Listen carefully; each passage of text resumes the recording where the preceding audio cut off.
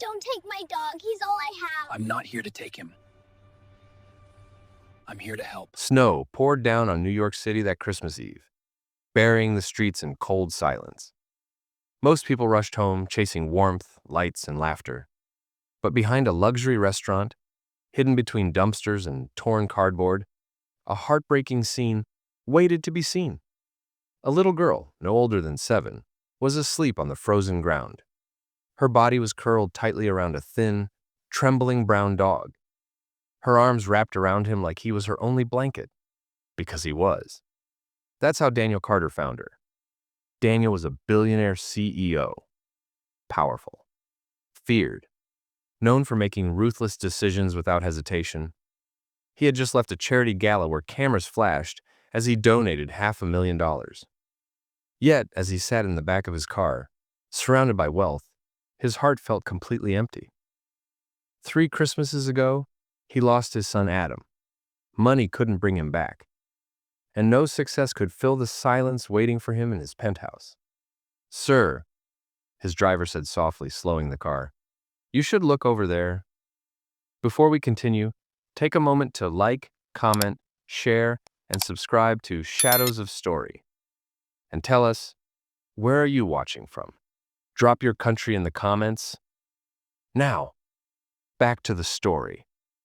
Daniel turned toward the window and froze. There, in the alley, lay a child sleeping on trash. Her small fingers were tangled in her dog's fur, his body shaking from the cold.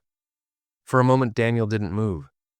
Then something inside him, something he thought had died, stirred. Stopped the car. He stepped out into the snow. Each step echoed louder than his thoughts. The girl woke suddenly, fear filling her eyes. Her lips were purple, her face pale. "Please," she whispered, "don't take my dog. He's all I have." Daniel knelt beside her, his voice breaking. "I'm not here to take him," he said gently. "I'm here to help." Her name was Lily. The dog was Max. They had been living on the streets for 2 weeks, ever since her mother went to the hospital, and never came back. She didn't cry as she said it. She just held Max tighter, like he was the last piece of her world. Daniel removed his coat, wrapped it around her, and lifted her carefully. Max whimpered, refusing to move. Daniel nodded. "He comes too." That night, Lily slept by the fireplace, wrapped in blankets. Max curled beside her. Daniel ignored his phone, ignored his emails, ignored the world. He just sat there, watching her breathe. Morning came with the smell of pancakes. Daniel hadn't cooked in years. He burned the first batch. Lily laughed. "You're worse than my mama." And for the first time in a very long time, Daniel laughed too. Later, Lily noticed a framed photo. Daniel, his wife, and his young son. "That's your family?" she asked softly. "Yes," he replied. "They were." She took his hand. "Maybe God sent me and Max, so you wouldn't be sad anymore." That night, Daniel couldn't sleep. Something pushed him to learn the truth. By morning, his assistant had answers. Lily's mother was Emma Harper, a former employee of his company, a single mother who worked overtime until she was laid off during budget cuts. Daniel's signature was on the termination letter. The room spun. His success had destroyed a life and left a child sleeping on garbage. He looked at Lily by the fire, Max guarding her dreams, and for the first time, he understood success means nothing if it leaves children in the cold. The next morning, Daniel knelt in front of her.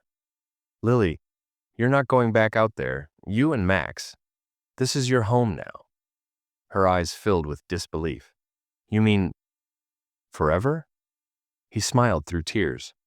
"I don't want you to stay," he said. "I need you to." She hugged him tightly. Max barked with joy. And in that moment, Daniel felt peace return. Years later, Daniel Carter became known as the CEO, who built shelters for families and rescue homes for abandoned animals.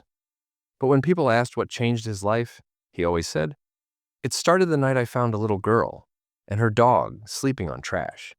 They didn't need my money. They needed my heart." Because sometimes the richest person in the world is the one who finally learns how to love and be loved. If this story touched you, like, comment, share, and subscribe to Shadows of Story for more powerful stories. And tell us, what's your favorite animal?